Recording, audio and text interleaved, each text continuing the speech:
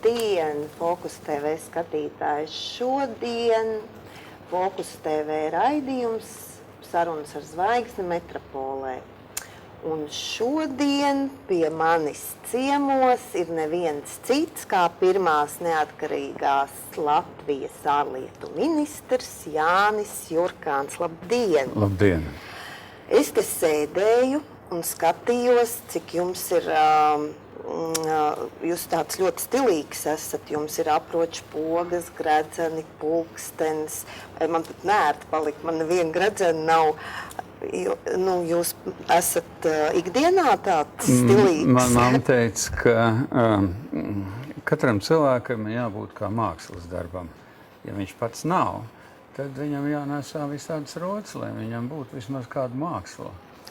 Jums ļoti piestāv. Paldies. Tiešām. Starp citas, tie gredzeni man nāk no 23 gadiem. Es atnācu no armijas un man mamma uzdāvināja savu tēvu kabatas pulksteni, kuram bija zelta vāka, un ar tiem man uztaisīja gredzeni. Un tā man visu mūžu ir bijis gredzens. Un pa laiku morāli noveco kāds formāts, un tad es viņus mainīju. Bet man vienmēr ir bijuši gredzeni, jo varbūt arī tādēļ, ka tas tāds, es izaugu baigā nabadzībā. Un tāpēc, ja tev, ka tu esi izlīdz no kaut kādas beigās nabadzības, un no visas tās nabadzības tev māte uzdāvina zelta savu, tagad tādu relikviju, savu tēvu kabatas pulksteni, ko viņa bija glabājusi dēlam. Man liekas, tas bija ļoti smuki, un es tā kā to dižojos. Un es iestājos universitātē. 69. gadā man bija gredzens. Man liekas, tas bija. Kurš gredzens tas bija? Jums tur Tas 3. bija šitais Es skatos, viņš tāds. Un kas jums bija? Rotkalis? Es tāds Normunds, kā viņam uzvārds, tagad es aizmirsu, Normunds Rotkalis. Jā. Ļoti skaisti. Bet jūs, es skatījos, ka jūs esat polis. Jā. Pēc tautības. Jums ir gan māma, gan tētis poļi? Jā, es esmu polis no Latvijas. Man mamma teica, ka tavu tēvzeme ir Polija, bet tavu dzimteni ir Latvija. Tā kā dzimteni ir Latvija un tēvi ir Polija, un mātes valoda mums bija poļu valoda, un poļu valodā mēs sarunājamies vēl ar māsām, un es lasu, runāju poļu valodā. Es pat poliski uzstājies Polijas saimā. Tas bija liels notikums. Jūs zinat poļu valodu? Es protu, jā. Super. Jā. Bet poļi vispār ir ļoti lieli tirgoņi, veiksmīgi. Spekulanti. To tā sauc kādreiz īstenībā jau. Šefmaņi viņi bija padomu laikā, jo toreiz bija tāda. Bet tas ir garš stāsts un ne jau pa poļiem. Poļu nelaime šobrīd ir tāda, ka viņi ir par mazu priekš lielvalstīm, Francijā, Anglijai, Polijā, kā 36, 37 miljoni iedzīvotāji. Un viņi pa lielu tā kā draudzētos ar mums, mazajiem. Tāpēc poļi ir kaut kur pa vidu un no tā ļoti cieši. Poļos ir tāds paniskums. Viņi arī viens otru uzrunā pans un paņi un tā tas bija bolševiku laikos, tad tur viss bija tovažiša. Tagad visi pani, neviens negrib strādāt. Bet, labi, tas ir pavisam cits. Kā jūs vecāku šeit? Mans vectēvs viens no mātes puses kārtīs paspēlēja savu īpašumu un atbrauc uz Latviju. Sakat? Un tēva radiem es zinu ļoti maz, jo kara laikā, Pirmā pasaules kara laikā gāja bojā mana tēva tēvs, un tā kā ne mans tēvs viņu zinās. Tāds ir mans saknes. Bet jūsu vecāki bija diezgan tādi ticīgi cilvēki, katoļi. Lasīja, ka jūs jau no 6 gadiem liktu jums stāvēt pie altāra. Jā, tā bija man diezgan, no vienas puses diezgan liela tāda nelaime. Nelaime ir augt ortodoksālā ģimenē vienalga, vai tas ir katolis, vai tas ir islams, vai pareizticība, jo ortodoksāls ir kaut kas ir stingri pārspīlēts, un tas man jau no agras bērnības. Jā, nu, man bija 6 gadi, es jau stāvēju pie altāra. 7 gados man mācīja latviešu valodu. Jā. To laiku liturģija katoļu baznīcās bija latviešu valodā, un man bija jāmācās, un es ļoti cītīgi to darīju, un tāpēc varbūt vēlāk man bija ļoti viegli un citās valodās, jo latviešu valoda ir pamatā visām ģermāņu valodām. Bet, protams, ka, nu jā, par baznīcu es varētu runāt vispārēji, bet Es domāju, ka jūs par visu varētu ko runāt. es gribu teikt, ka ortodoksāli ir slikti, un es domāju, ka bērnam uzspiest Dievu, ka viņš neko nesaprot, tev jāmīl Dievs. Un kā tu vari mīlēt Dievu? Tu nesaproti, kā tas ir. Tu pat sev nemīli, tu labi, mamma, paps, māsiņas, bet mīlēt kaut ko neredzam, nu, tā ir diezgan liela problēma bērnam. Turklāt vēl nāk klāt, viņš tev visur redz. Dievs visur tev redz un bīsties tā kunga Dievu. Tā ir šausmīga tēze, ar ko aug bīsties. Tev jāaug bailēs. Nu, jo viņš tev redz, pat zem deķa viņš tev redz, piemēram. Ja? Nu, tā kā augt bailēs ir ļoti, ļoti slikti. Piemēram, Čečenijā zēns neper vecāki, jo ja zēns dzīvo, izaug bez bailēm. Viņš ir drosmīgs, viņš ir karavīrs un tā tālāk. Nedod Dievs audzināt bērnus bailēs, lai bērns baidās. Cik ilgi tas moments bija, ka jūs apzinājāties, ka tas ir tikai vecāku tāda iebiedēšana? Nu, man bija kādi 14, 15 gadi, kad es sāku lobīt no sevis katolicismu, kad es sapratu, ka es gribu būt brīvs, jo Dievs un baznīca dažādas lietas. Es iekšēji diezgan ātri aizgāju no baznīcas kā institūcijas. Dievs, tā ir tāda pavisam cita saruna, Dieva izpratne un tie spēki, likteņi vienalga sauc kā grib. Tas pavisam kaut kas cits. Tāpēc nav jāiet baznīcā, lai tu dzīvotu bauslīgu dzīvi. Jūs 1,5 gadu atpakaļ teicāt, ka jūs jūtaties brīvs, sakārtots un laimīgs. Tagad jūs tāpat jūtaties? Vēl laimīgāks un brīvāks. Redzat, katram cilvēkam jādzīvo piepildīta dzīvi. Tas piepildījums atkarīgs, protams, no katra cilvēka tilpuma, cik tavs liels tavs tilpums un ar ko tu gribi piepildīt savu dzīvi. Es domāju, ka katrs cilvēks grib dzīvot mīlestībā, saskaņā, harmonijā ar sevi vispirms un tad ar tuvāko cilvēku. Cieņā, respektu. Tu gribi respektēt un arī sagaidi, ka tevi respektēs. Tas nav nemaz tik vienkārši, jo es esmu diezgan negluds bijis visu savu mūžu, un man nav vienkārši. Bet ar laiku tu pats sevi tā kā noslīpē, apslīpē, un tas nāk tikai ar gadiem, ar izpratni to, ka tu pašam sev jāanalizē un jāsaprot, ka tu neesi īsti gluds, un jāmēģina noņemt visi tie negludumi. Turklāt man tā politiskā stāja ir bijusi visus šos gadus latviešu cilvēkiem nepieņemama un arī ģimenes cilvēkiem liels problēmas. Jā, no visiem tu sagaidi, ka sapratīs, kāpēc tu sludini saskaņu sabiedrībā. Jo saskaņu sabiedrībā tas nozīmē to pašu divu bauslu. Tev būs mīlēt tuvāko kā sev paši. Latvieši to neprot. Viņi nevar to darīt, jo latviešos, un es to saprotu, sevišķi tos cilvēkus, kas ir atbraukuši no Sibīrijas, kuri cieši arī no šīs jaunās neatkarīgās Latvijas varas, no nabadzības. Es viņu saprotu, ka to ir grūti darīt, bet vienalga, ja mēs sev sludinām, ka mēs esam kristieši, svētkos, visi šie te sēž, es domāju, politiskā vadība, visas varas partijas sēž baznīcā, dzied Dievu svētī Latviju. Par ko? Lai viņš svētī Latviju, Dievam ir viņa dievišķais plāns. Es esmu Bībeli lasījis krustām šķērsām. Un dievišķā plānā nav rakstīts, tev būs Latviju svētīt. Par kādiem nopelniem? kas mēs pildam Dievu baušļus, mēs mīlam tuvāko kā sev pašu, vai Tēvreiz skaitot un piedod mums mūsu parādus, ka mēs piedodam saviem parādniekiem, mēs nevēl nepiedodam. Mums pilna Latvijā ar svešiem. Mēs viņus saucam jau 25 gadus, ka tie ir svešie. Par svešiem viņi kļuvuši un radījuši mums ļoti liels problēmas, saimnieciskas un politiskas. Bet man liekas, ka Latvijas tauta vispār ir ļoti nenovīdīga un neprot piedot. Aizskarot to neatkarību, kā tad jūs tagad redzat to Latviju kā neatkarīgu? Vai viņa vispār ir tagad neatkarīga? Piedodiet.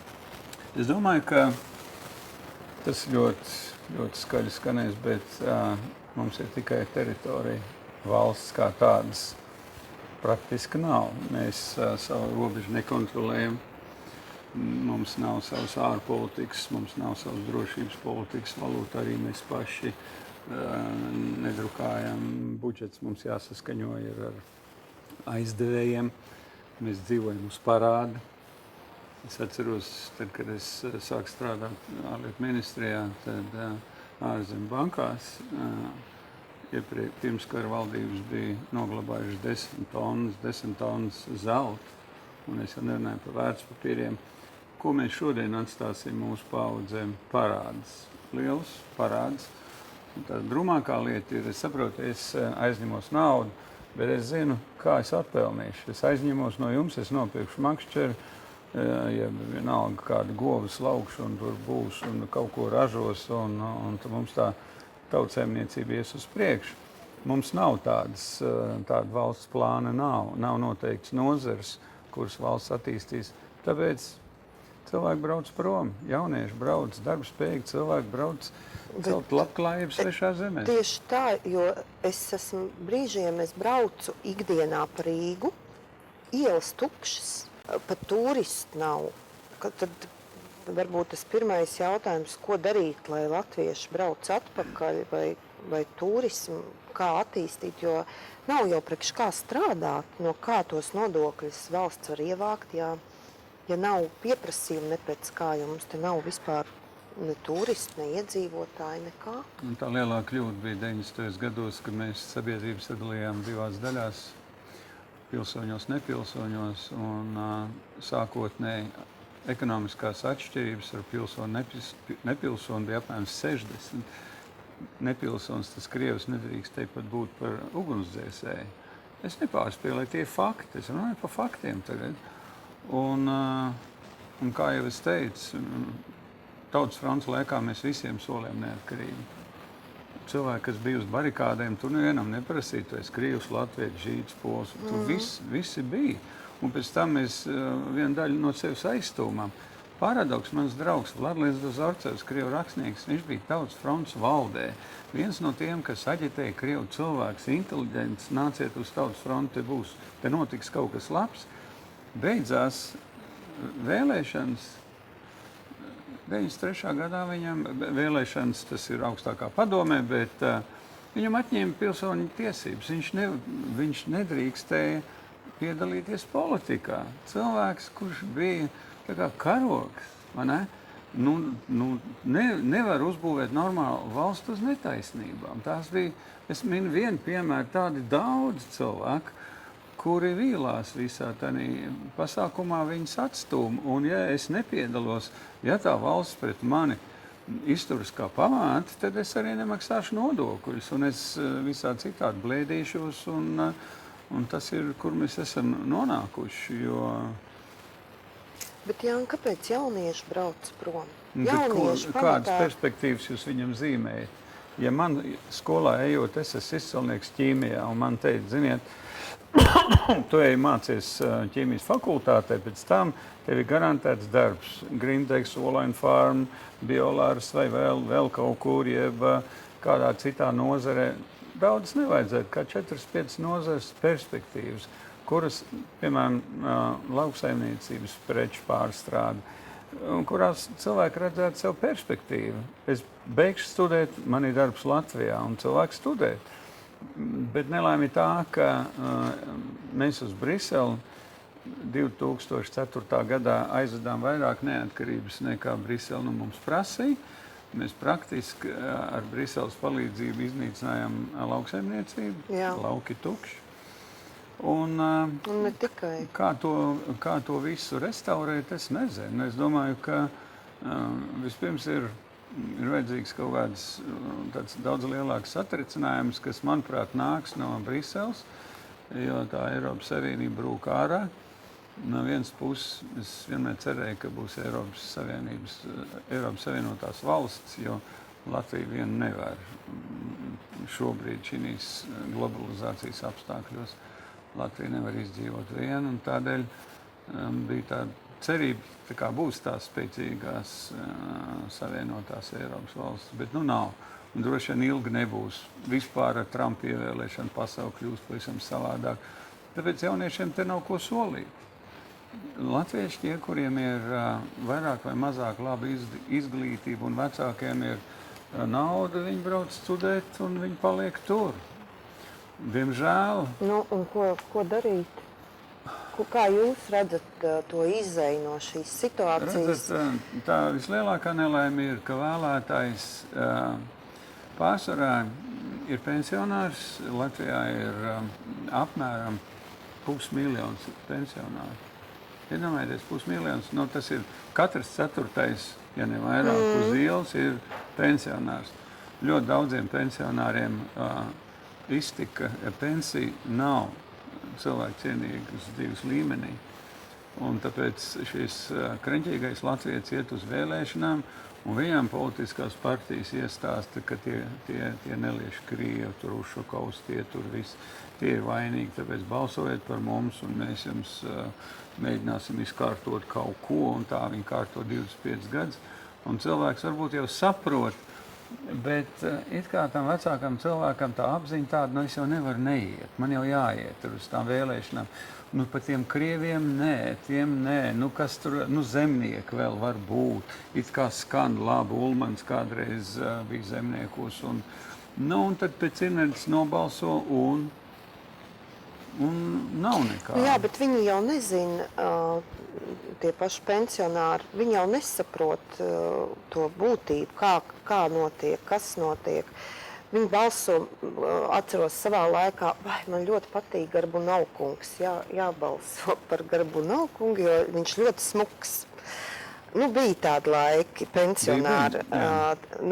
Tad te jau mēs arī tā kā, vai viņi balso tiešām kā par politisku spēku, vai tikai tāpēc, ka man patīk, vai viņš vairāk reklamējās, jo būtībā viņi jau nezina par tos mērķus, viņi nezina, kur kādai partijai kāda ir. Es domāju, ka, lai kaut ko Latvijai izmainītu, vajadzīgi 3 priekšnoteikumi.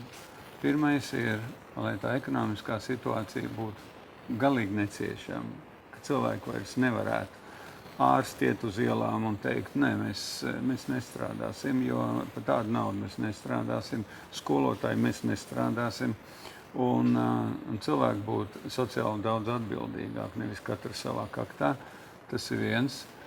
Nu, ja sāktos tāda kustība varas partija saprast, ka viņiem jāiet ir mājās, es domāju, ka tad nāk ārā inteliģents, kas šobrīd ir viena daļa ir pagrīdē, un viena daļa apkalpo varas partijas. Tas jau nav noslēpums. Bet tad es pieņemu, ka būtībā es mēģinu runāt tā, kā tas bija Tautas frontes laikā, un tad nāk inteliģents, kas palīdzētu cilvēkiem saprast, kas notiek, rakstīt pareizi lozungus, un tad uz visa šī pamata varbūt izveidot kādu struktūru, ko saukt par partiju apvienību, kur būtu jauni spējīgi cilvēki, kas saprot pasauli. Latvijas jau nekad nepieņems pareizi lēmumus, ja viņš nesapratīs pasauli. Šobrīd tie, kas sēž Saeimā, viņi nesaprot pasauli, kas notiek. Lielākā daļa dzīvo kā Brīvdabas muzejā, piemēram, mūrniece, piedodiet, priekšsēdētāji. Viņi atsakās tikties ar jauno Krievijas vēstnieku, viņi tiksies ar aizējošo Ukrainas vēstnieku demonstrāciju. Vai tas ir valstiski? Tas nav valstiski, jo viņi nesaprot, ko nozīmē Krievija kā mūsu kaimiņš. Patīk vai nepatīk Putins. Bet pasaules drošības atslēga labājas Kremlī. Vienalga, kas tur saimniekot, jo Krievija ir vienīgā valsts, kas pusstundas laikā var iznīcināt Amerikas Savienotās valsts. Kāpēc Trumps nāk pie varas? Viņš saka, es iešu runāt ar Putinu. Un vienalga, ko tie tur citi bļaustās, viņš saprot, ka Amerikai ir viņa nacionālās intereses un cīņa pret terorismu, kodolieroču neizplatīšanu, klimatiskās izmaiņas. Un nevienu no šīm interesēm amerikāņi nevar atrisināt bez Krievu. Tātad Krievija jārunā. Mums Krievija ir tagad tāda ideoloģiska lēla, tagad tāds biedēkals. Jūs kaut kur minējāt, ka būtībā Trumps ir izglābis pasauli no 3. pasaules kara. Neatceros, kurā intervijā jūs minējāt, bet varbūt ir tā, ka mums tie cilvēki, kas ir pie varas, neatbilst tam politiskam līmenim. Tas ir tāds bendārs līmenis, kā var neiet uz... Jā, es saprotu, ko jūs gribat pajautāt. Jūs ļoti rūpīgi mēģināt piemeklēt vārdus, man jau nāk, ka es kaut kā muļķīgi nepajautāju. Nē, es domāju, jums visādi citādi jābūt uzmanīgai, jo gan jau jums seko arī varas struktūras, jo šobrīd jau te nedodies, ka ko pateiks pret spalvu, vai ne? Jau jārunā varai pa spalvai. Es varu atļauties nerunāt, ko viņi man izdarīs. Pensiju atņems. Labi, bet ne par to ir runa. Runa ir par to, ka šie cilvēki viņi nesaprot, kas notiek, un ļoti liela daļa apkalpo korupciju. Latvija ir ļoti korumpēta valsts. Pagājušā gadā Eiropas parlamenta komisija pētīja korupcijas līmeni Eiropas Savienības valstīs. Tad Latvijā saskaņā ar šo pētījumu, un es runāju tikai faktiem, tie nav tā kā es izmetu tādu frāzi korupcija, bet man ir ar ko pamatot. Tātad šī Eiropas parlamenta komisija noskaidro aprēķinu. Latvijā katru gadu nozog no 3,5 līdz 5 miljārdi eiro.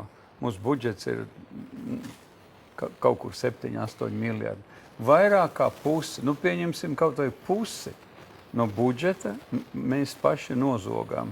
Mēs dzīvojam nozagtā valstī. Tas nozīmē, mēs nozogam no pensionāriem, no ārstiem, no skolotājiem. Mēs nozogam. Un tā nelaime ir, ka tas notiek kolektīvi. Tu jau neviens jau cietumā nesēž. Tas viss notiek it kā likuma noteiktā kārtībā. Jo, es to nepabeigšu, es saprotu. Jo likumā ir iestrādāti robi, kuros blēži paslēpjās. Viņam nekas par to nav. Valsts ir nozagta, kas nozaga, nezinu. Zinām, ka ir nozagta. Zinām, ka kurās jomās iespējams zog, bet kas zog, mēs nezinām. Lūdzu. Nē, man ļoti liels prieks. Es vispār nebiju domājis runāt par politiku ar jums šodien, bet jūs tik interesanti visu, ko stāstat, un es domāju, ka arī cilvēki to grib zināt. Ziniet, kas ir interesanti, ka cilvēki visi runā par krieviem. Mēs neciešam krievus, tie krievi, bet viņi ir aizmirsuši, ka mūsu paši latvieši, ko viņi nodara Latvijai, zogot tos 3,5 līdz 5 miljārdus katru gadu no pašu tautiešiem. Mīļie cilvēki, apjēdzamies un aizmirstam kaut kādas pagātnes, vēstures šos momentus, bet sākam domāt, kā apturēt šo murgu, kas notiek valstī. Un iet ielās, es nezinu, ko darīt, demonstrācijās, bet man ir jautājums, kāpēc, ja Eiropas komisija šo visu zina, kāpēc viņi neaptur to? Es savā laikā runāju, kamēr es vēl biju politikā Saeimā, un es runāju ar amerikāņiem, ar rietumniekiem. Mēs taču esam jūs sabiedrotie, un mēs esam korumpēta valsts. Jūs paši to atzīstat. Ir visādi starptautiskās struktūras, tāda Transparency International, kas nosaka arī to, ka mēs esam sliktie zēni, un mums nevar uzticēt viss NATO noslēpums, un mēs esam tādi nomali.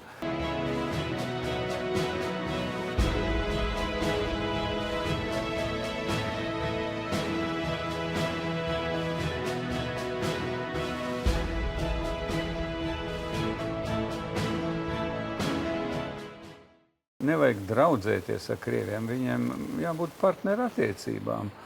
Un, ko nozīmē partneru attiecības? Tas nozīmē, es respektēju tavs intereses, un tad Trumps respektēs Putina intereses. Jo katrai lielvalstī, un lielvalsts ir tā, kurai ir tik daudz kodolieroču, viņai ir viņas intereses. Jūs paudze vairs neatcerās, bet 61. gadā, 62. gadā Krievi ved raķetes uz Kubu. Bija līgums ar Kubu, tagad Kubā uzstādīs raķetes. Cik tur ir? Tur pat nav 200 jūdzes līdz Amerikai no Kubas. Un prezidents Kenedijs teica, sāksies karš. Es sākšu tos kuģus, kas ved, es sākšu viņus bombardēt. Un tad panāca izlīdzinājumi. Tāpēc tās ir it kā Kuba suverēna valsts, kas tev padāļ. Nē, šī ir mūsu zona, šī ir mūsu teritorija. Arī Krievam ir viņa teritorija, un šī teritorija šobrīd ir Ukraina, ko Krievija nekad negribēja sadot, jo bez, un to raksta arī visādi pasaules gudri analītiķi, Krievija bez Ukrainas nav vairs tā liela valsts, kas viņa varētu būt. Bet tas atkal ir cits garš tēmats Krievija, Ukraina, bet vienādi sakot, ir jārespektē nacionālās intereses. Mums arī nacionālās intereses, ja? Un mēs gribam, lai viņas respektē. Nu tā apmēram. Bet kāpēc mūsu politiķos nav šīs izpratnes? Tāpēc, ka mums nav savas politikas. Mums nav nekādas politikas. Es jums sāku stāstīt, budžetu mēs neveidojam. To, ko mums atstāja, tad to mēs sadalām pēc savas izpratnes. Ja? Bet citādi mūsu budžets ir uz izdzīvošanu. Mums nav uz attīstību. Jūs jautājat, ko darīt jauniešiem? Latvijas budžets nesola viņiem valsts attīstību, tāpēc ir jābrauc meklēt laimi citur. Un pensionāriem jūs aiziet uz veselības, jeb sociālās nodrošināšanas iestādi, un tur jums uzrakstīts priekšā, pensionāri dzīvo ātrāk. Es ziniet, ko tagad domāju? Jā, tas arī fakts.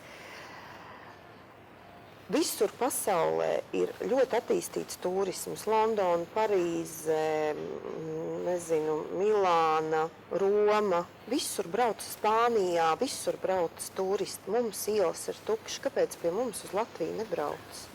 Jūs vēl varētu jautāt, ja mēs runājam drusku vēl par attīstību. Attīstība varbūt tad, ja te nāks investīcijas. Neviens gudrs cilvēks neies investēt naudu valstī, kurai te uzbruks Krievs. Jo mēs visu laiku nemitīgi raudam, ka te viņi virs mums lidinās. Tad tur kaut kur redzēts netālu kaut kur, lai ar neitrālos ūdeņos, bet kaut kādas Krievu karakuģis. Un Krievs tur velk visādas karaspēks Kaļiņgradā un raķetes vērsts uz mums un ir aigavalt, mums būs briesmas. Kas te nāks, kas te brauks? Šī ir nedroša valsts. Jūrmala bija turisms, Jūrmala bija tas vilnis. Ja? Ko izdarīja Rinkēvičs? Viņš aiztaisīja ciet. Aizliedz iebraukt Krievijā populāriem māksliniekiem un tā balva beigusies. Jūrmalā vējš staigā pa ielām, ne turisti. Es pārspīlēju drusku, protams, bet tāpēc, ka nav šī redzējuma. Nav redzējuma, ir tikai politika. Un kamēr nebūs valsts attīstības redzējuma varas partijām, te nekas nebūs. Runājot par Krieviju, kamēr mēs esam šajā tēmā, ļoti bieži izskan starp maniem draugiem runājot, ka Krievija plāno dot visiem bijušās Padomju Savienības valstīm, tātad, kas ir dzimuši Padomju Savienībā, zaļās kartes, tātad, kad, teiksim, ja es esmu dzimusi Padomju Savienībā, es varu braukt uz Krieviju, strādāt, dzīvot, man nevajag vīzas, un arī mans bērns to var darīt, kas nav dzimis Padomju Savienībā, ja viņš zina Krievu valodu. Kā jūs domājat? To vien tantiņa teica. Tādu likumu nav. Tas ir, viņi strādās tagad pie šitās likuma. Bet nav. Vēl apstiprināts nav? Vēl nav. Un tāpēc, saprotiet, Krievija cīnās ar ļoti nopietnām iekšējām problēmām. Krievijai šodien, kā Krievs teikt, ņidanās. Krievija nevar, viņi gan tā kā kādreiz politiski runā par to, ka mums jāaizstāv Krievi, kas dzīvo citur, bet to saka tie, kas nav pie varas, tādi kā Žirinovskis. Krievija pievienoja sev Krimu, un viņi nespēja pildīt to solījumus, ko viņi solīja Krimas iedzīvotājiem pirms pievienošanas. Krievijai ļoti vāja ekonomiskā situācija un kļūst vēl vājāk. Sankciju dēļ vai varbūt visādi citādi iemeslu dēļ. Tāpēc mums vajadzētu Latvijai, mēs it kā aplaudējam un arī ļoti aktīvi balsojam par to, lai ievies sankcijas pret Krieviju. Ar ko tas draud? Es pirmīt stāstīju, ka Krievijā ir tāds kodola arsenāls, ka var iznīcināt amerikāņus pusstundas laikā. Tad iedomājieties šīs izsalts Krievs ar tādu bruņojumu, ar tādu kapacitāti, vai viņš vispirms spēs nosargāt un turēt drošībā kodola arsenālu.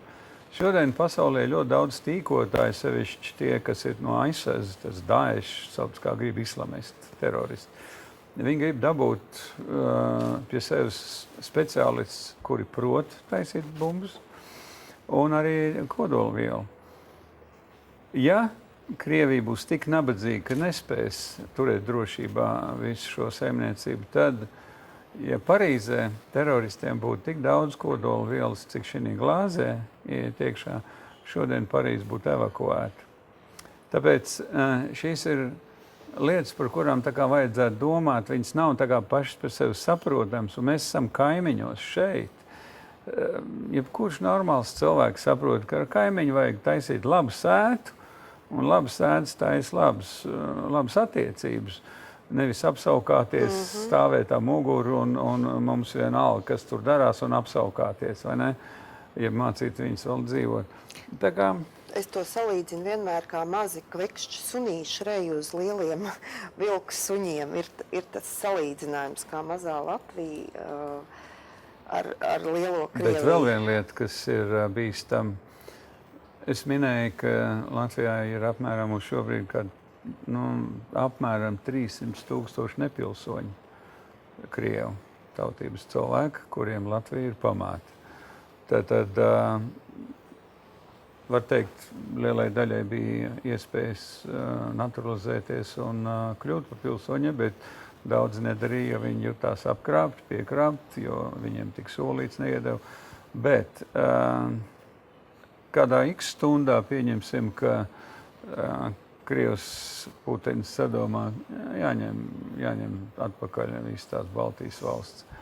Tad šeit es pieņemu būtu diezgan daudz zaļo zaldātiņu. Zaļie zaldātiņi bija tie, kas bija Krimā. It kā karavīri bez formas starpiem nebija nekādu pazīmi, vai viņš ir kādai armijai viņš pieder, tos sauc par zaļiem cilvēciņiem. Latvijā būtu diezgan daudz zaļu cilvēciņu. Es negribu nevienu apvainot, bet ļoti daudz cilvēku šeit, Latvijā, Krievu cilvēku, kas dzīvo ar dūrēm kabatās pret mums. Es domāju, noteikti. Tā jau visur pasaulē ir, bet jūs rakstat, vai esat sācis rakstīt grāmatu par politiku? Es esmu, jā. Kad jūs plānojat, jo ļoti gribētos viņu izlasīt? Es vasarā domāju, es kaut kā nejauši, es visus šos gadus esmu krājis. Man ir mapes galā, man ļoti daudz viss kaut kas sakrāts ir, un tagad es tur rakņājos, un es gribu uzrakstīt faktoloģiski. Es tiešām faktus, nevis kaut kādas interpretācijas. Šodien es kaut kādas zināmas lietas interpretēju. Protams, vienmēr ir savs redzējums, ja? Bet viņš ir bāzēts uz kaut kādiem faktiem. Piemēram, mēs varētu runāt Krieviju, Ukrainu, un es tagad sāku runāt par faktiem. Tad mēs nonākam pie tā, kāpēc šodien ir tādas neattiecības Krievijā ar Ukrainu. Bet ne par to. Jā, es sācu to darīt. Man ļoti patīk izdzīvot tos brīžus politikā, sevišķi, kas 90. gadi, 91. gads, kad, iedomājieties, Ņujorkā apvienotās nācijas un Vijās karogu mastā tavs karogs spēlē tavu himnu. Tā ir lielākā balva manā dzīvē. Ar to man dzīve ir piepildīta. Jo tas ir, ko sauc par tev liktenis ir iedevis virsuzdevumu, un tu esi viņu pildījis. Un tas ir tik ļoti arī personīgi. Tas ir tas, ko tev nevar atņemt, ar ko tu dzīvo, kas tev ir tāda uzpleči vai ordeņi vai kaut kas tāds. Bet runājot par to plīvojošo karogu, es zinu, ka Zatler kungs viņš nevar pārdzīvot, ka joprojām pie Rīgas pils neplīvot pie tiem mastiem mūsu latviešu karogs. Kāpēc viņš neplīvo? Vējš nav. Labi, skaidrs. Runājot par to grāmatu, vai jums jau ir nosaukums grāmatai? Nē, man nav. Nosaukums nāk pēc tam, kad tu viņu sāc uzrakstīt, to pārlasīt, tad tu saproti, ko tu esi uzrakstījis. Bet man tur nebūs nekāda sensācija, vienkārši kā tas bija. Kā mēs iesākām un kā tas bija toreiz ar visu to neatzīšanu, cik tas bija viegli, cik bija grūti. Tādas lietas, ko nozīmē tā saucamā pīļu diplomātija, kad virs ūdens it kā arī nekustās, bet zem ūdens tur notiek liela darbība. Jo tad, kad mēs iesākām, Gorbačovs bija varonis visā pasaulē, jo viņš veicināja Vācijas apvienošanu, un amerikāņi ticēja, ka ar viņu beigsies augstais karš. Viņi, protams, necerēja, ka sabruks Padomju Savienība, bet tas nebija tik vienkārši. Toreiz bija jāiet cauri daudziem pazemojumiem starptautiskā līmenī. Francijas valdība 90. gada novembrī uzaicināja mūs uz ECO summit mītiņu. Liels gods, liels pasākums. Un mēs 3 Baltijas ārlietu ministri sēžam Parīzē, lielā zālē kā viesi, un ienāk Gorbačovs ar savu aizsardzības ministru, vienīgais mundierī ar visām tām baigām medaļām. Un tie tur, kamēr apsēžās, pienāk Francijas protokola cilvēks, Gorbačovs teica, ja jūs neaiziesiet, viņš aizies, jums jāiet prom. Kauns it kā Parīze, Eiropas kultūras centrs, viesis, un tev kā viesis izdzen ārā. Tad tā ir viena tāda epizode, viņi var izstāstīt pusminūtes laikā un var viņu apaudzēt ar detaļām un kā tas viss tur bija. Kāpēc tas bija? Kāpēc? Jā, tas viss ir, un tad kāpēc, un tad nāk atkal, tu it kā saproti, kāpēc, jo tad tu runā par to, kas notika uzreiz 91. gadā janvārī Viļņā un arī Latvijā, jo tam visam bija kaut kādas sekas visam tam. Bet jūs būtībā visu savu laiku esat strādājis politikā. Jūs esat kādreiz gājis pret savu sirdsapziņu? Pret savu gribu, ir noteikti bijušas kaut kādas situācijas, kur jums nav bijusi izvēle. Nav tādas situācijas, ka tev nav izvēle. Tu vienmēr vari aiziet prom. Un es aizgāju arī tad, kad es redzēju, ka es esmu apaudzis ar cilvēkiem, kuru mani velk nepareizā grāvī. Es aizgāju prom, jo es vairs neticēju saskaņai. Es vairs neticēju tai idejai, ka Latvijai ir iespējama saskaņa. Viņi nebija vajadzīgi ne krieviem, ne latviešiem.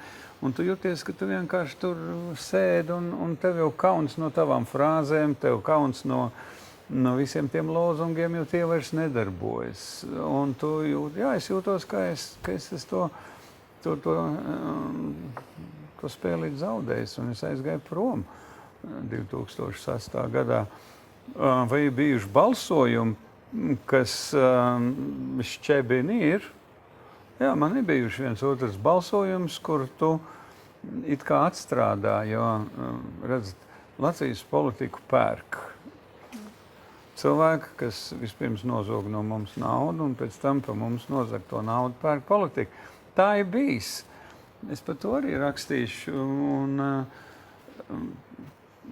tie nav kaut kādi dramatiski balsojumi, tie ir tādi saimnieciska tipa, kaut vai certifikātu pagarināšanas termiņš. Nu, varētu teikt, kāda tur cilvēkam daļa vai tur to termiņu pagarina vienam otram, kam ir miljonu sapirkt, tam tas ir liels svar. Un ja viņš tev ir sponsorējis, devis tev naudu vēlēšanām, tad tev tā kā ir jāatstrādā, jo vēl būs vēlēšanas, varbūt vēl iedos. Tādi balsojumi ir bijuši, jā. Bet tādi politiski nekādi, jo redzat, ir tā, ka tagad es rakstu grāmatu, es pārlasu savus, visas stenogrammas saimā es savāt. Un ziniet, kur ir tā labā sajūta, ka tev nav kauna. Tev nav kauns lasīt to, ko tu esi teicis pirms 25, 6 gadiem. Un tieši otrādi, tu izdzīvo to un domā, Malacis, Jurkān, tu jau toreiz biji gudrs diezgan. Tā, bet tiešām tas ir, un vēl kas ir, redz, tu jau nedzīvo viens uz pasaules. Ir ļoti svarīgi nodzīvot tā, lai taviem bērniem nav kauns par tevi. Un, varētu teikt, taviem bērniem var būt kauns, ka tev latvieši nemīl, necieš. Zobārs arī nemīl. Neesam jau zobu vai ne dolāru zīme. Jā, bet tomēr ir, neesam vai esam, bet man pat ir bijuši tādi gadījumi, ka es aizēju pie ārsta un ārsts saka, es nevaru jums palīdzēt. Man jūs esat ļoti nepatīkams, jums jāiet meklēt. Man ir 2 gadījumi dzīvē tādi bijuši. Un, bet uz ielas naudu prasa cilvēki. Jurkān iedod latu, es gāju. Es lasīju, ka jums prasa uz ielas naudu. Jā, es atceros, es eju pa ielu karsts vasaras dienu, kā šodien atceros pie saktas tur kaut kur. Es braucu, kur ciemos nopēc kādu puķi. Un kāds bļāvi tāds, Jurkān iedod latu. Un es saku, man nav. Es saku, man nav. Nu, strādāt vajag, tu būs. Tāda, jā. Visādi bijis, bet tā, būtībā tā viss tā man politiskā darbība un viss tā man dzīve kopš 89. gadā, kad es iesāku nodarboties ar politiku, dod man ļoti lielu gandarījumu personīgi, jo es runāju par to virsuzdevumu. Citkārt ir diezgan skumji, ka mūsu brīvība ir ar ļoti korumpētu seju. Jūsu subjektīvais viedoklis, zinot visu to, kas notiek, kam var uzticēties? Es saprotu, ka jūs nevarat saukt partiju. Ko nozīmē uzticēties? Nav nekāda reliģija vai kam jāuzticās. Es tīri domāju. Jūs domājat, par ko balsot? Jā, par ko jūs balsot? Es neietu, es negribu justies vainīgs. Tas nav pareizi, bet es neietu, jo es negribu, ja es nobalsošu, jo neviena no esošām struktūrām šobrīd nevar palīdzēt Latvijai, ir jābūt ļoti lielam kaut kādām triecienām. Es runāju iepriekš par tiem 3 priekšnoteikumiem. Iedomājieties, kas pa valsti? Kaut vai Vairvīķa Freiberga, ja? Labi, ne jau viss, ko viņi darīja, bija, bet tomēr viņi izcili pārstāja valsts. Šodien viņi ir izsmiekls. Viņi ir vienīgais politiķis, kas ir pateicis, ka viņi ir vīlusies latviešos savā tautā. Tad neviena no politiskām partijām neiestājās par to, es runāju par kapa vietu. Nebija jau viņi pat ienāca iesprauda vienu štoku zemē, te es gribu gulēt. Gan jau kāds viņai izkārtoja, ja? Un tad tagad Knāps, es nezinu, cik ilgi pētīs, Knāps korupcija. Tur ir kaut kāda korupcija. Tas ir prātam neaptveram. Kas tā pa valsti? Kad nekas jau nav svēts nevienam, viņi ir pelnījusi. Man viņi nepatīk personīgi kā iekšpolitiski, ja? Un daudz kas cits. Man tiešām daudz kas nepatīk, ko viņi darījusi. Ja? Bet nevar noliegt, ka viņi spīdoši pārstāvējusi valsts. Un tas būtu duma to noliegt. Tā tas bija. Tā. Bet Einārs Repše dibināja partiju. Pateicoties viņam tika izveidots knaps, kur es vairs neuzskatu par knabu, jo viņa funkcionalitātei vispār vairs nav nozīmes, tā kā tas bija paredzēts sākumā, pēc maniem uzskatiem personīgajiem. Bet Repše taču ātri novāc. Viņu uztaisīja par muļķīti. Viņš pats sev uztaisīja par tādu ākstu, piedodiet, jo es nedomāju, ka tas cilvēks saprot priekšmetu, ko sauc par politiku. Viņš nekad viņu nav sapratis, tāpēc viņš arī nomet sev to lielo varu, kas viņam bija uz kājām. Un starp citu arī Zatlers. 28. maijā Zatleram bija 11. gads, ja es nemaldos. Zatleram bija tāds politisks potenciāls kā nevienam. Ja viņš būtu to potenciālu pareizi izmantojis, viņš varēja toreiz izveidot kaut ko līdzīgu Tautas frontei, kaut ko ļoti lielu, nozīmīgu, cīņā ne tikai korupciju, bet arī par tautas labklājību. Ko šis cilvēks, lielais, staltais, visu cieņu kā ārstam? Iedomājieties, viņš atlaiž Saeimu, sakot, ka tie ir blēži. Pēc tam pāris nedēļām viņš iet uz Saeimu, lai šitie blēži, kurus viņš jau it kā ierosinājis atlaist, sēž un gaida, lai pa viņu nobalso uz otro termiņu. Ja, es domāju, kur ir tavu vīrišķību? Es viņam gribētu kādreiz to uzprasīt. Pirmais balsojums nav. Knapi tur kaut kādi 20, cik tur balsi. Viņš vēl sēž, vēl būs viens balsojums. Viņš grib dabūt pa otru vaigu. Un es domāju, tad viņš izveido kaut kādu vārgu reformu partiju, kas nākamā dienā, iekļūstot Saeimā, jau sabrūk, aiziet prom. Tad viņš runa par to, ka šis labais cilvēks, visā citā cienījums, viņš nezina, kas ir priekšmets politika. Tas nav. Tas ir, tur drusiņi vajag gan laikmetoži, gan politiskoži. Tur jābūt citiem instinktiem jādarbojās. Un viņā tas nav. Un tāpēc ne Repšem bija, ne Zatleram ir, un tā tālāk. Ja, teiksim, veidotos jaunu partiju, jūs pieaicinātu, jūs vēl iet politikā? Jūs esat vēl tik gatavs? Es esmu gatavs, un tā lielākā nelēma, man liekas, ka es zinu kā.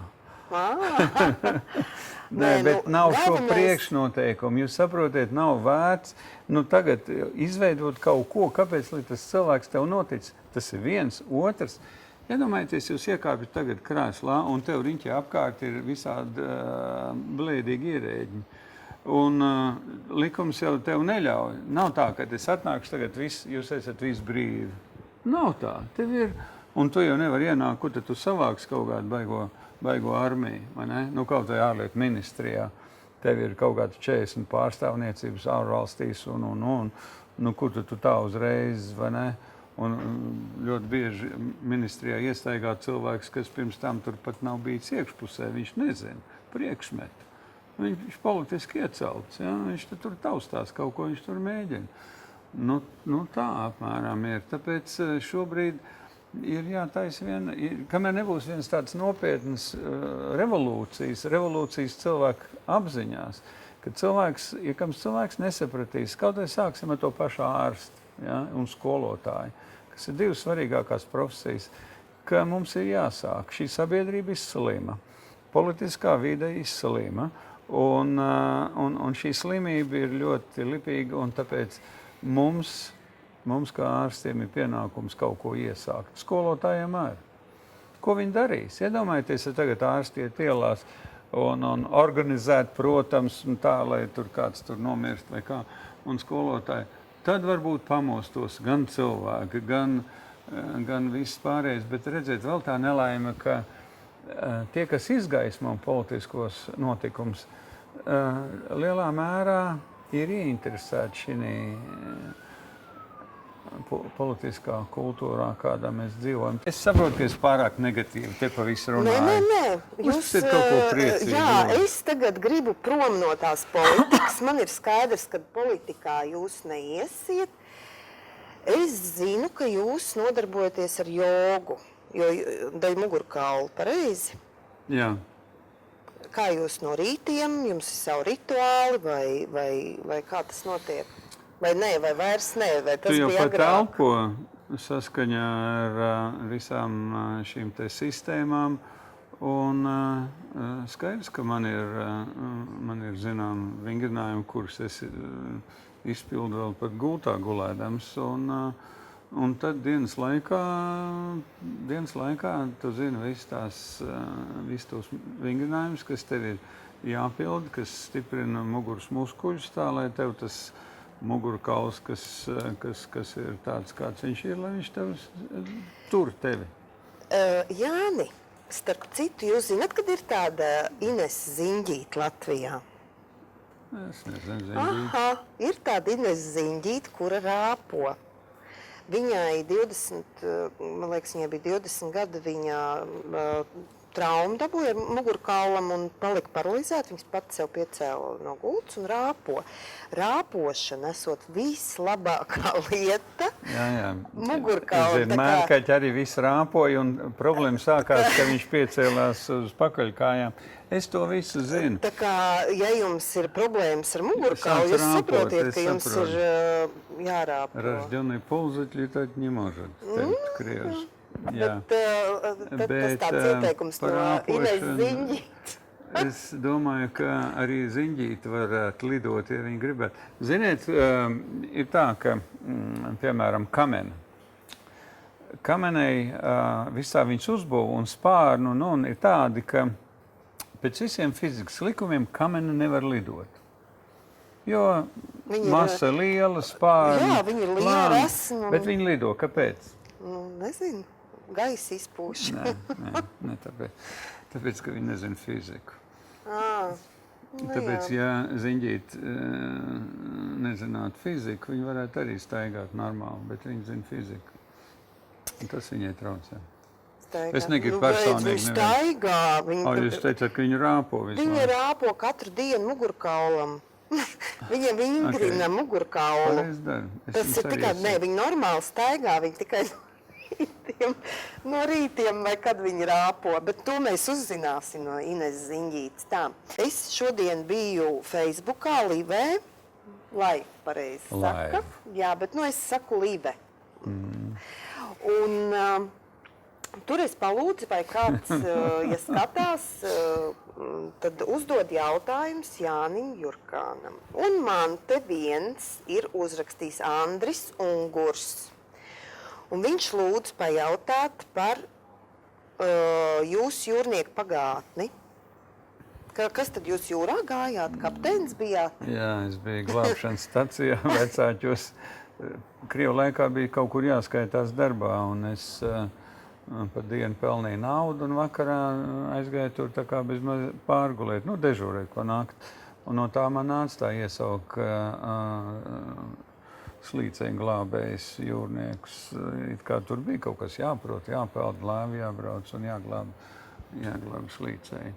No tā man nāk viss tas. Bet ziniet, kas pa paradoks? Cilvēki prasa man visādi šādas lietas, bet neviens neprasa. Es nostrādāju gan 4 gadus universitātē pa pasniedzēju. Tas it kā nestāja. Es gribēju. Saprotiet, tas it kā, jo svarīgi ir, viņš bija krāsotājs. Jā, es gribēju. Vienkārši mēs atkal aizgājām tajā politikā, kad man nesanāca. Jūs man aizvedāt. Es? Jā, es ļāvos vienkārši. Jūs jau minējāt, ka jūs pēc politikas plānojat strādāt par angļu valodas pasniedzēju universitātē. Ir tā? Kas vēl gribētu tagad? Nē, tas bija tad.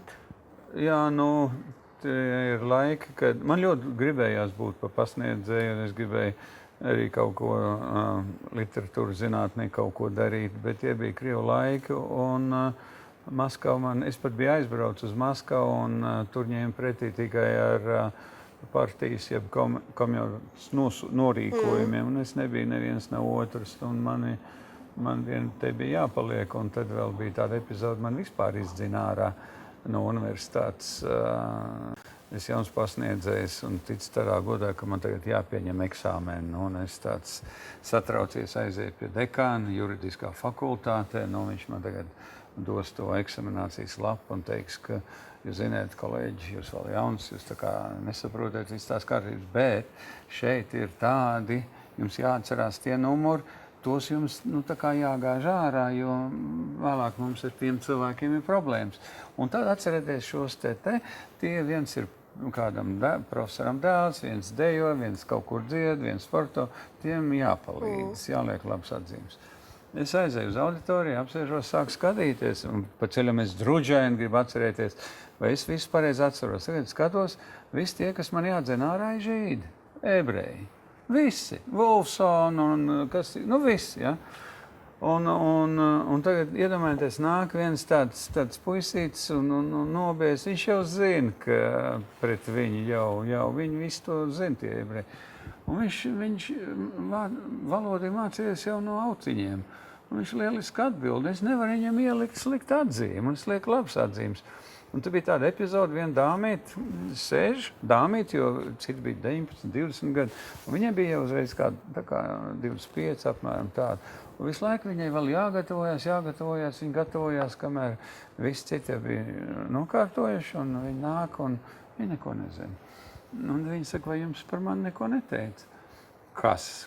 Vienmēr saka, es strādāju drošības komitejā, un man vajag iestāties šogad. Es saku, bet jūs taču nezināt valodu, kā? Nē, bet vai jums neteica? Es saku, jūs man provocējat. Vienmēr sakot, es viņai neielieku, es viņai izgāžu ārā, viņa nav nokārtojusi, viņa iziet ārā raudādām, ienāk 2 vīri, jauni cilvēki un saka, es esmu izdarījis lielu kļūdu, man tas viss ir jālabo, jo viņai jābūt universitātē. Es saku, es to nedarīšu. Un man par šo epizodu man izzina ārā no universitātes. Es nevarēju tur strādāt par pasniedzēju. Tāda. To man neviens... redziet. Jā. Cik valodas jūs zinat? Es aktīvi runāju latviešu, krievu, poļu, angļu, vācu. Pagāts cilvēks, kas Lietuviski, prot, latīniski atceraties? Jā, daudz, ko es atceros. Par mīlestību lietuviski. Es jūs mīlu lietuviski. Neteikšu. Kāpēc? Nē, es negribu. Jūs teicāt, ka jūs zinat. Aš nenoru. Nē. Labi. Rīt ir Valentīna diena. Jā. Jāni. Jā, lūdzu. Ko jūs darīsiet Valentīna dienā? To pašu, ko šodien. Valentīna dienai mīlestības diena. Nekad. Ne? Tas tā nav, saprotiet, mīlestības diena, vai ne? Jā. Es dzīvoju katru dienu, man katru dienu ir Valentīna diena. Jā? Es jums arī novēlu, lai jums katru dienu ir, ja jums ir mīlestības diena tikai vienreiz gadā. Jums viņa ir katru dienu? Jā. Kāds jūs laimīgs? Ja nekāda cita, tad sevi es noteikti mīlu katru dienu. Nopietni. Es domāju, ka tas ir, man nepatīk šāda mīlestības diena. Tagad viss čaļi, tagad skries un kaut ko ņemsies. Un pēc tam, es atceros, kā tas bija sieviešu dienā. Nē, es domāju, ka mīlestībā jādzīvo. Redziet, tas ir, kas bērniem jāmāca. Ka jāmāca vispirms sev mīlēt. Jogu jūs runājat, jā? Tas ir, ko jogu māca. Un tad tu varēsi mīlēt arī visus cits cilvēks. Un bez mīlestības nedzīvojiet. Tagad es zinu, kāpēc es visus cilvēkus mīlu. Tāpēc, ka es sev mīlu pareizi, bet es to nezināju, ka es sev mīlu. Tad tas nozīmē, ka to es mēs mīlu. varētu noskaidrot un būt tāds pat eksāmens. Es zinu, jums pajautāt jautājums, kas likt jums aizdomāties. Varbūt tik tālu, ka es it kā, bet ne līdz galam. Man tur vēl daudz, kur jāpiestrādā. Jā. Jo skolā nemāca, neviens jūs nav mācījis mīlēt sevi. Ar ko iesākt? Jūs domājat, ka jums nav tarakāni? Man? Jā. Man bija kādreiz, tagad man liekas, man nav. Tagad jums ir 2. Ja jūs domājat, ka nav, jums ir 2. Un te es jautātu, vai jūs viņus mīlat? Es pat sāku nervozēt. Es redzu, jā. Bet tās ir tādas interesantas sarunas par tarakāniem. Nē, viņi ir katram. Es jau pat nezinu, varbūt man tie tarakāni ir daudz, bet man pašai liekas, ka esmu ļoti forša. Nē, to ir jāsāk, bet tādā pašā laikā ir ļoti svarīgi tomēr, kā jūs ar viņiem sadzīvojat. Man mazdēls prasa.